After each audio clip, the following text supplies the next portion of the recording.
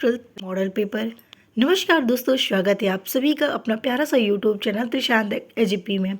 So friends, आज की इस क्लास में हम फिर से लाए हैं आपके लिए बायोलॉजी का मॉडल पेपर। इससे पहले हम लोगों ने प्रैक्टिस 1 आपको मॉडल पेपर करा दिया था। अब हम लोग प्रैक्टिस 2 लेकर आए हैं। 2 मॉडल पेपर हम स्टूडेंट को सॉल्व कराना चाहते हैं। अगर आप ये 2 मॉडल सॉल्व करते हैं तो आप 70% ये मान के चलिए कि उसमें से क्वेश्चंस आपके मैक्सिमम क्वेश्चंस आने के चांसेस होंगे, क्योंकि हम आपको जो क्वेश्चंस लेकर आए, एक्स्ट्रा भी क्वेश्चंस जो लेकर आए, वो सारे क्वेश्चंस काफ़ी इंपॉर्टेंट है। तो इसलिए आप वीडियो में लास्ट तक और वीडियो को अंत तक जरूर देखिएगा। तो इस तरह के प्रश्न आपके परीक्षा में 100% आने वाले हैं। आपको मैं बहुत ही इंपॉर्टेंट क्वेश्चंस बताने वाली हूँ। तो देखिए, यहाँ पर सबसे पहले अगर हम बात करते हैं क्वेश्चंस की, तो देखिए सेक्शन 1 में जो आपका क्वेश्चंस आता है, वो सेक्शन 1 में आपको ऑब्जेक्टिव क्वेश्चंस यानी कि बहुविकल्पीय प्रश्न आता है। 4 बहुविकल्पीय प्रश्न देते हैं एग्जाम में, जिसमें आपको 4 से 4 में से करने होते हैं। ठीक है। फर्स्ट क्वेश्चन आपको पूछ रहा है कि अनिषेक जनन होता है मधुमक्खियों में, टर्की में, दोनों में, या फिर इनमें से कोई नहीं। तो इसका राइट आंसर क्या है, आपको कमेंट करके बताना है कि इसका सही आंसर क्या होगा। सेकेंड क्वेश्चन आपका बता रहा है कि बीटा जीव विष किस जीवाणु द्वारा उत्पादित होता है, बैसिलस द्वारा, या फिर बैसिलस थुरिनजिएंसिस द्वारा, या आपको सबटाइलिस द्वारा, या मेगाथीरियम द्वारा। ठीक है, बैसिलस का ये सारा बताइए, आपको इसमें से राइट आंसर कौन सा लग रहा है, हमें कमेंट करके जरूर बताइएगा। थर्ड क्वेश्चन है, तालाब के पानी में जैव निम्नीकरण से जुड़े सूक्ष्म जीव किस गैस का उपयोग करते हैं, नाइट्रोजन, ऑक्सीजन, या कार्बन डाइऑक्साइड, या हाइड्रोजन। तो इसका राइट आंसर क्या होगा, आपको बताना है। नेक्स्ट क्वेश्चन है आपका, ऐसी पारस्परिक क्रिया जिसमें एक जाति को लाभ होता है और दूसरी जाति को ना लाभ होता है ना हानि होता है, तो उस प्रक्रिया को हम क्या कहते हैं। तो आपको कमेंट करके बताना है इसका भी राइट आंसर। आप सोच रहे हैं कि मैम इसका आंसर क्यों नहीं बता रही है, तो डियर फ्रेंड्स, ऑब्जेक्टिव क्वेश्चंस आप अपने से सॉल्व करने की कोशिश करिए, क्योंकि अगर मैं बता दूंगी तो आप इतने ही पढ़ोगे और आप इसका आंसर देखोगे तो आपको इससे और 2 क्वेश्चंस मिलेंगे और 2 क्वेश्चंस को आप ढूंढने की कोशिश करोगे। ठीक है, तो कोशिश यही रहेगी 4 क्वेश्चन से हम 8 क्वेश्चंस को सॉल्व करें, और 8 क्वेश्चन जो सॉल्व करोगे आप, तो आपको उसमें से बहुत सारे ऐसे आंसर मिलेंगे जो आप शॉर्ट्स में, वेरी शॉर्ट्स जो क्वेश्चंस होते हैं उसको भी आप सॉल्व कर पाओगे। ठीक है, चलिए तो बने रहिए हमारे साथ वीडियो के अंत तक में। अब देखिए, हम बात यहाँ पे करते हैं शॉर्ट टाइप क्वेश्चंस की। तो कि शॉर्ट टाइप क्वेश्चंस की जब यहाँ पे बात की जाती है, तो लीडिंग कोशिकाओं द्वारा संश्लेषित व श्रावित वृषण हार्मोन्स का क्या नाम है। देखिए, जो लीडिंग कोशिकाओं द्वारा संश्लेषित व श्रावित होता है, उस हार्मोन्स का नाम है टेस्टोस्टेरोन। ठीक है, आपको याद रखना है कि इसको हम टेस्टोस्टेरोन कहते हैं। सेकंड है, उस फ्रांसीसी प्राकृतिक विज्ञानी का नाम लिखिए जिन्होंने कहा था कि जीवो रूपों का विकास अंगों के उपयोग एवं अनुप्रयोग के कारण होता है। यानी कि आपसे पूछा जा रहा है कि ऐसे वैज्ञानिकों का नाम बताना है जिन्होंने जीवो रूपों का विकास और अंगों के उपयोग एवं अनुपयोग के कारण हुआ है। तो उस वैज्ञानिक का नाम है जीन बैप्टिस्ट लैमार्क, जिन्होंने ये बात बोली थी। ठीक है, नेक्स्ट है, 2 बीजों के नाम लिखिए जिसमें बीज के परिपक्व होने से पूर्व भ्रूणपोष विकासशील भ्रूण द्वारा उपभोग कर लिया जाता है। तो उस परिपक्व होने पर जो भ्रूणपोष है, ठीक है, यहाँ पे पूछा है कि भ्रूण द्वारा उपभोग कर लिया जाता है, ऐसे बीजों का नाम पूछा है, तो बोल रहा है कि मटर और मूंगफली। नेक्स्ट है आपका, प्राकृतिक वर्ण का सिद्धांत किसने प्रतिपादित किया था। तो सभी को पता है, बहुत इंपॉर्टेंट क्वेश्चन है, चार्ल्स डार्विन ने। ठीक है, प्राकृतिक वर्ण का सिद्धांत चार्ल्स डार्विन ने किया था, आपको बता देना है। भारत सरकार द्वारा पर्यावरण अधिनियम कब पारित किया गया था, 1986 में। आप देख पा रहे हैं कि वेरी सिंपल क्वेश्चंस है। मैं इसीलिए ऑब्जेक्टिव क्वेश्चन स्टूडेंट को जल्दी सॉल्व नहीं कराती कि आप करो और उसमें से आप 4 क्वेश्चन से 8 क्वेश्चन ढूंढो, और देखो इस तरीके से वेरी शॉर्ट का भी क्वेश्चन आपको मिल जाएगा। जब आप आंसर पढ़ोगे ना, तो आपको 2 लाइन और मिलेगा, तब आप कहीं पे आंसर ढूंढ पाओगे ऑब्जेक्टिव का। ठीक है, तो कोशिश क्या करो कि क्वेश्चंस हमेशा जब भी हम लोग ढूंढें तो हम उससे एक्स्ट्रा क्वेश्चंस का आंसर ढूंढ लें। चलिए अब आते हैं वेरी शॉर्ट में। वेरी शॉर्ट की बात यहाँ पे की जाए तो फर्स्ट क्वेश्चन है आपका, सॉरी वो आपका वेरी शॉर्ट था, यहाँ पे गलत लिख गया, ये शॉर्ट टाइप क्वेश्चन है। सप्रभाविता को उपयुक्त उदाहरण सहित समझाइए। सप्रभाविता होता क्या है, बहुत ही सिंपल सा आंसर देना है आपको। सप्रभाविता कोडोमिनेंस वह स्थिति है जिसमें किसी जीव में दोनों अलील एक साथ अपना प्रभाव व्यक्त करते हैं, उसी को हम क्या कहते हैं, सप्रभाविता कहते हैं। और इसका उदाहरण है कि AB रक्त समूह, यानी कि जो AB ब्लड ग्रुप वाले होते हैं वो सप्रभाविता को प्रयुक्त करते हैं, क्योंकि इसमें क्या होता है, जीव में दोनों अलील जो होते हैं एक साथ अपना प्रभाव दिखाते हैं और A और B अलील दोनों ही समान रूप से व्यक्त होते हैं और व्यक्ति का रक्त समूह AB। ठीक है, ये आपका एक उदाहरण है सप्रभाविता का। तो याद रखिएगा सप्रभाविता क्या होता है, फिर से याद रखिए, बस 2 चीजें याद रखिएगा, जिसमें दोनों के अलील एक साथ प्रभावित कर सके, अपने आप को एक साथ व्यक्त कर सके। ठीक है, उसी को हम लोग क्या कहते हैं, सप्रभाविता। For example AB blood group. Second question है आपका, प्राथमिक तथा द्वितीयक वाहित मल उपचार के बीच मुख्य अंतर क्या है। देखिए यहाँ पे प्राथमिक और द्वितीयक की बात किया है और वाहिक मल में, तो प्राथमिक वाहित मल उपचार में गंदे पानी से बड़े ठोस कण बालू तलछट को हटाने के लिए यांत्रिक प्रक्रिया का उपयोग करते हैं, जो प्राथमिक वाले होते हैं। ठीक है, मल को हटाने के लिए। वहीं पर द्वितीयक की जब बात की जाती है तो द्वितीयक वाले जो होते हैं वो उपचार में बैक्टीरिया अन्य सूक्ष्म का उपयोग करते हैं। बात क्लियर हुई, यानी कि प्राथमिक गंदे पानी ठोस कण बालू तलछट को हटाने के लिए यांत्रिक प्रक्रिया का प्रयोग करते हैं और वहीं पर द्वितीयक वाहित मल उपचार में बैक्टीरिया अन्य सूक्ष्म जीव का उपयोग करते हैं जैविक रूप से। तो एक जैविक रूप से ये हटाने का काम करते हैं। ठीक, कौन, द्वितीयक वाले, जो घुलनशील कार्बन पदार्थ को तोड़ा जाता है जिसमें जल को अधिक स्वच्छ किया जाता है। तो ये हुआ आपका सेकंड का आंसर। थर्ड क्वेश्चन है आपका यहाँ पर, यदि एक समुद्री मछली को आलवड़ जल की जल जीवशाला एक्वेरियम में रखा जाए तो क्या वो मछली जीवित रहेगी। तो आपका आंसर होना चाहिए नहीं। ठीक है, क्योंकि समुद्री मछली आलवड़ जल में जीवित नहीं रह पाएगी, क्योंकि उसका शरीर नमक की उच्च सांद्रता के लिए अनुकूलित होता है। तो आलवड़ जल में रखे जाने पर मछली के शरीर में जल यानी कि ऑस्मोसिस गड़बड़ा जाएगा, जिससे कि उसकी मृत्यु हो जाएगी। तो भाई अगर एक समुद्री को आलवड़ जल की जीवशाला में रखोगे तो सीधी सी बात है कि वो अपना टेम्परेचर नहीं बना पाएगी। ठीक है, तो जो जहाँ पे रहता है वो वही का टेम्परेचर मेंटेन कर पाएगा। अब उसके अलावा देखिए ये क्वेश्चन पूछा गया, अथवा में एक क्वेश्चन आपका आया था कि वाटसन एवं क्रिक द्वारा प्रस्तुत किए गए द्विकुंडली DNA मॉडल का नामांकित चित्र बनाइए। तो देखते हैं स्टूडेंट कौन सा आंसर को सिलेक्ट करते हैं कि हम कौन सा आंसर करने वाले हैं। देखिए क्वेश्चन तो ये भी अच्छा है और ये भी अच्छा है और इजी भी दोनों है। आप इस क्वेश्चन का आंसर 2 से 3 लाइन में दे दिया, इस क्वेश्चन का आंसर भी आप 2 लाइन में ही दोगे, लेकिन इसमें आपको डायग्राम बनाना है वाटसन एंड क्रिक द्वारा जो किया गया है। तो द्विकुंडली DNA का जो मॉडल है उसको बनाने में आपको टाइम नहीं लगना चाहिए। ये आपका DNA का स्ट्रक्चर है। अब इसमें आप एडेनिन ग्वानिन थायमिन साइटोसिन सब बता दोगे, उसकी लेंथ कितनी होती है, कितने एंगस्ट्रॉम में होती है, उसकी विड्थ कितनी होती है, बस इतना ही आपको इसमें लिखना है। ठीक है, उसके अलावा इसमें कुछ भी आपको अलग से नहीं करना है।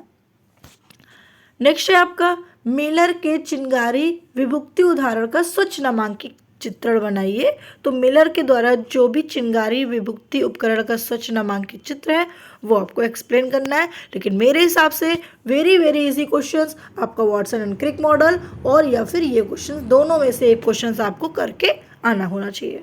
ठीक है, नेक्स्ट पे आते हैं। नेक्स्ट आपका देखिए दिया है त्रिशल्यन क्या है। त्रिशल्यन क्या होता है, कैसे संपन्न होता है, कैसे इसकी संपत्ति में न्यूक्लियाई केंद्रकों का नाम बताना है। सभी चीज़ें यहाँ पे पूछा है, 3 चीज़ें, त्रिशल्यन क्या है, कैसे संपन्न होता है और न्यूक्लियाई केंद्रकों के नाम बताना है त्रिशल्यन में। तो ये भी आपको बताना है। सेकंड आपका दिया है निम्नलिखित में अंतर कीजिए। कौन सा अंतर है, सहज एवं उपर्जित प्रतीक्षा, सक्रिय एवं निष्क्रिय प्रतीक्षा। अब ये भी देख पा रहे हो, जब पढ़े हो तो आपके लिए ये दोनों आसान होना चाहिए। सक्रिय और निष्क्रिय तो आप बना के बता लोगे और सहज और उपर्जित की बात करें तो ये भी आप अपने से बना के लिख सकते हो, अगर आपको बिल्कुल भी इंफॉर्मेशन है इसके बारे में, थोड़ी सी भी जानकारी है इसके बारे में। ठीक है, नेक्स्ट पे आते हैं। नेक्स्ट क्वेश्चन है आपका, देखिए नेक्स्ट की बात यहाँ पे करें तो एक शिशु का रुधिर वर्ग जो होता है O है, यदि पिता व माता के रुधिर वर्ग में ए और बी हो तो जीनोटाइप और उनके अनुसंतति में जीनोटाइप पता कीजिए। तो कैसे पता करेंगे, ये आपको पूरा उसका क्रॉस वाला करके बताना है। ठीक है, ये बहुत ही टाइम नहीं लगेगा, अगर आपको आता है तो ये 2 मिनट का आंसर है। ठीक है, 2 मिनट में आप सॉल्व कर लोगे। नेक्स्ट, जीत चिकित्सा क्या है? एडिनोसिन डी एमाइनेज डी एडीए की कमी का उदाहरण, उसका संक्षिप्त व्याख्या और सचित्र व्याख्या के साथ करना है। तो ये थोड़ा सा आपका लॉन्ग पड़ जाएगा, मतलब कि एक्सप्लेनेशन करने में, लेकिन आप ये करोगे तो आराम से कर लोगे, 2 मिनट में आपका ये सॉल्व हो जाएगा। ठीक है, नेक्स्ट आपका है शुक्राणु जनन क्या होता है? शुक्राणु जनन की प्रक्रिया का संक्षेप वर्णन करना है। ठीक है, और निम्नलिखित को उदाहरण से समझाना भी है साप्रभाविता और अपूर्ण प्रभाविता में। तो ये आपको पूरा वर्णन करना है। नेक्स्ट क्वेश्चन देखिए, मैं सारे इंपॉर्टेंट क्वेश्चंस बता रही हूँ, मैं क्वेश्चंस को सॉल्व नहीं करा रही हूँ सारे क्वेश्चंस को, लेकिन ये सारे क्वेश्चंस जो मैं बता रही हूँ आपको खुद से आंसर लिखना है, उसको याद करना है, समझना है। मैं सिर्फ आपको इंपॉर्टेंट क्वेश्चंस बता रही हूँ कि कौन कौन से क्वेश्चंस आने के चांसेस है। ये मैं आपको 2 मॉडल पेपर सॉल्व करा रही हूँ, आपको 220 का हो जाएगा, 221 का, 222 का। ठीक है, तो मैं आपको ये जो सॉल्व करा रही हूँ सारे क्वेश्चन इंपॉर्टेंट है, एक भी क्वेश्चन ऐसा नहीं है कि इम्पोर्टेंट नहीं है, आने के पूरे चांसेस हो सकते हैं। तो इसलिए मॉडल पेपर को ज़रूर सॉल्व करिएगा। और अगर मैं सारे सब्जेक्ट का पेपर सॉल्व कराने के बाद मेरे पास अगर और भी एक्स्ट्रा टाइम बचता है आपके एग्जाम के अकॉर्डिंग, तो मैं आपको और भी मॉडल पेपर सॉल्व कराती रहूँगी और भी इंपॉर्टेंट क्वेश्चन बताती रहूँगी। लेकिन जब मैं उधर क्वेश्चन को सॉल्व कराऊंगी तो फिर आंसर के साथ, क्योंकि आपके पास उतना टाइम नहीं बचेगा कि आप आंसर को ढूंढो। ठीक है, तो मैं वहाँ पे आंसर भी आपके लिए लेकर आऊँगी, चाहे वो लॉन्ग हो, चाहे शॉर्ट हो, चाहे वेरी शॉर्ट हो, या फिर ऑब्जेक्टिव क्यों ना हो। लेकिन अभी आपके पास टाइम है तो आप खुद से ढूंढो, सॉल्व करो और याद करो। चलिए नेक्स्ट क्वेश्चन पे आते हैं। जेल इलेक्ट्रोफोरेंसिस, जेल वैद्युत संचालन से आप क्या समझते हैं? डीएनए खंड का पृथक्करण एवं विलगन की तकनीकी का संक्षेप वर्णन कीजिए। बायोगैस क्या है? एक प्रारूप बायोगैस संयंत्र का चित्र सहित वर्णन कीजिए। ये तीनों क्वेश्चंस में आपको सबसे इजी क्वेश्चन से पड़ेगा वो ये पड़ेगा, डीएनए खंड का पृथक्करण एवं विलगन की तकनीकी का संक्षेप वर्णन करना। अब आप कहोगे मैम आपने ये क्यों कहा? ठीक है, तो भाई इसमें स्ट्रक्चर भी बना के समझा दोगे। बायोगैस भी बहुत इजी है, ये तो आप बना के लिख सकते हो। ठीक है, बस समझ की बात है कि आप कौन सा क्वेश्चन को ज़्यादा इजी समझते हो और आपको कौन सी ज़्यादा जानकारी है।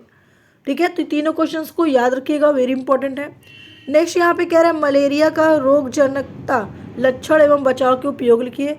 तो मुझे नहीं लगता किसी भी स्टूडेंट को ये क्वेश्चंस को छोड़ के आने की ज़रूरत है। ठीक है, सारे स्टूडेंट को ये करके आना चाहिए। कोई भी स्टूडेंट ये क्वेश्चन अगर छोड़ते हैं तो फिर उनका वायो पढ़ना बेकार है। मलेरिया की रोगजनकता लक्षण भी बताना है, उसके बचाव बताना है, उपाय कैसे होगा ये बताना है। बना के लिख डालोगे। अगर आपको घरेलू उपाय भी पता है तो आप कम से कम 3 से 4 पॉइंट तो अपने से लिख लोगे। ठीक है, और केवल मलेरिया के बारे में आपको 1-2 पॉइंट बुक से याद रखना है। क्या? मलेरिया के बारे में याद रखना है कि उसके जनक कौन है, यानी कि मलेरिया को खोजा किसने है, किसके कारण मलेरिया होता है, कौन से मच्छर काटने से मलेरिया होता है, और उसके 1-2 उपचार जो लिखोगे वो मेडिसिन के नाम लिख लेना जो आपके साइंटिफिक वाले हैं। ठीक है, बाकी जो घरेलू वाले हैं वो अपने से बना के लिख देना। मतलब आपको 2 से 3 पॉइंट केवल बुक का देख के लिखना है, जिससे कि आप पूरा घरेलू वाला मत लिख के आओ। 1-2 पॉइंट आप अपने बुक का भी लिखो, जिससे कि लगे कॉपी चेक करने वाले को कि बंदे के पास नॉलेज था, इसने बना के पूरा नहीं छापा है उसमें। ठीक है, तो इस चीज़ को विशेष ध्यान दीजिएगा। टिप्पणी करना है शोभकारिता और परजीविता। ठीक है, ये भी आपका इजी है। नेक्स्ट क्वेश्चन यहाँ पे पूछ रहे हैं सूक्ष्म जीवों का प्रयोग रसायन उर्वरकों तथा पीड़कनाशियों के प्रयोग को कम करने के लिए भी किया जाता है। तो इस कथन को पुष्टि करिए। ठीक है, लॉन्ग क्वेश्चन है, इसको बहुत ही आराम से सॉल्व करिएगा। क्वेश्चन को समझिएगा पहले। यहाँ पे पूछा है कि सूक्ष्म जीवों का प्रयोग रसायन उर्वरकों तथा पीड़कनाशी के लिए प्रयोग को कम करने के लिए भी किया जाता है। तो क्यों किया जाता है, इस कथन को आप पुष्टि करिएगा। ठीक है, ना समझ में आए तो ये कर लो, प्रतिबंध एंजाइम क्या है और इसके कार्य क्या होते हैं, ये आपका मैंने बता दिया। अब हम आते हैं विस्तृत क्वेश्चन पे। जब विस्तृत क्वेश्चन पे आते हैं तो क्वेश्चन को देखते ही बच्चे खुश हो गए होंगे। क्या क्वेश्चन पूछा गया है? मनुष्य के मादा जनन तंत्र का नामांकित चित्र बनाइए। परागण क्या होता है? पुष्पी पादपों में होने वाले विभिन्न प्रकार के परागण का वर्णन कीजिए। जली परागण क्रमकों के बारे में उल्लेख कीजिए। लिंग निर्धारण क्या है? मानव तथा मधुमक्खियों के लिंग निर्धारण की क्रियाविधि करिए। वंशागति को परिभाषित कीजिए। मेंडल के स्वतंत्र अवयन के नियम का वर्णन कीजिए। स्वतंत्र अवयन का नियम मेंडल का तीसरा नियम है, ठीक है। पृथक्करण, प्रभाविता और स्वतंत्र अवयन, ये तीसरा नियम है। तो इसको आपको वर्णन करना है। इसमें भी आपको ज़्यादा लिखना नहीं पड़ेगा, केवल वंशागत की परिभाषा बताइए और इसका तीनों चीज़ें आप बनाकर एक्सप्लेन कर दीजिए, ठीक है। लिंग निर्धारण क्या है? मानव तथा मधुमक्खियों के लिंग निर्धारण की क्रियाविधि का वर्णन करना है। फिर परागण क्या है? इसमें भी विभिन्न प्रकार के परागण का वर्णन करना है। फिर जली परागण क्रमकों के बारे में भी बताना है। तो सबसे ज़्यादा खिचड़ी आपको इसमें पकाना पड़ेगा। ये क्वेश्चन को आपको थोड़ा सा कम लिखना पड़ेगा। नामांकित चित्र तो आपको बनाना ही बनाना है, ठीक है। फिर यहाँ पे नेक्स्ट क्वेश्चन है आपका, पारिस्थितिक पिरामिड सूची का स्तंभ क्या है? ये आपको एक्सप्लेन भी करना है, बनाना भी है, उदाहरण के साथ बताना है। जैव भार की सूची स्तंभों का उदाहरण भी देना है, ठीक है, संख्या और जैव भार का। फिर आपका जैव विविधता से क्या समझते हैं? जैव विविधता की क्षति के कारण के क्या कारण है और उनके संचरण, ठीक है, संरक्षण के दो विधियों को भी समझाना है। तो यहाँ पर भी ये क्वेश्चन लॉन्ग है और लॉन्ग का क्वेश्चन ही है, तो काफ़ी ज़्यादा आपको लिखना पड़ेगा, लेकिन इससे अच्छा आप ये क्वेश्चंस को सॉल्व कर सकते हैं। तो ये हुए कुछ क्वेश्चंस आपके जो वेरी इंपॉर्टेंट थे, जो मैंने आपको बताया एक एक क्वेश्चंस करके, और 2 मॉडल पेपर सॉल्व कराया जिसमें आपको बहुत सारे क्वेश्चंस मिले देखने को। तो इतने क्वेश्चंस को अगर आप कवर कर लेते हो तो 50% का पेपर तो आप सॉल्व कर लोगे, और एक्स्ट्रा तो आपको पूरा याद करना ही है, ठीक है। केवल मॉडल पेपर पे ही डिपेंड नहीं रहना है, मॉडल पेपर के क्वेश्चंस को लेकर चलना है, लेकिन जो आपके टीचर पढ़ाते हैं, जो आप पढ़ते हो, उसको भी आपको याद रखना है। क्योंकि कभी कभी एग्जाम में होता है कि वो बहुत ही अलग से क्वेश्चंस दे देता है, तो टीचर्स की बात को फोकस करना, क्योंकि वो भी एनालिसिस करने के बाद ही आपको बताते हैं। अगर वो अपने से भी बताते हैं तो भी उसको ध्यान देना, क्योंकि कब कौन सा क्वेश्चन आ जाए कुछ नहीं कहा जाता। और याद रखिएगा कि जो क्वेश्चंस कभी नहीं आता और आपको टीचर्स बार बार पढ़ा रहा है तो उस क्वेश्चंस को जरूर पढ़िएगा, क्योंकि कोई ना कोई ईयर्स में जरूर क्वेश्चन फंस जाता है वो, ठीक है। तो आज के लिए हम यहीं पे क्लास को समाप्त करते हैं। हमारे चैनल को सब्सक्राइब करके रखिए। आप graduation, post graduation, 11th, 10th, 9th जो भी क्लास के स्टूडेंट हैं और बायो से हैं, तो इस चैनल को सब्सक्राइब करके रखिए, क्योंकि सभी के मॉडल पेपर, सवाल पेपर और प्रैक्टिस पेपर, साथ ही इसका सिलेबस क्या है, कैसे है, मैं आपको सारी चीज़ें इस वीडियो पे इन्फॉर्मेशन देती हूँ बायो से रिलेटेड, जो भी स्टूडेंट है। और अगर आप मॉडल पेपर की बात करते हैं तो सभी सब्जेक्ट का मॉडल पेपर आपको यहाँ पे मिल जाएगा। केमिस्ट्री, फिजिक्स, बायो सभी को मिल जाएगा। बायो अपलोड होने के बाद नेक्स्ट हम जो क्लास देंगे वो आपको केमिस्ट्री का ही मॉडल पेपर देंगे, और उसको आपको सॉल्व भी कराएंगे शॉर्ट्स क्वेश्चंस। लॉन्ग आपको अपने से करना है, जैसे मैंने इस पर कराया है। तो देर किस बात की, चैनल को सब्सक्राइब करें, वीडियो को लाइक एंड शेयर करना बिल्कुल मत भूलिए, और गलती से भी बेल आइकन का बटन ऑफ मत रखिएगा, ऑन रखें, जिससे कि वीडियो का नोटिफिकेशन आपके पास सबसे पहले पहुँचे।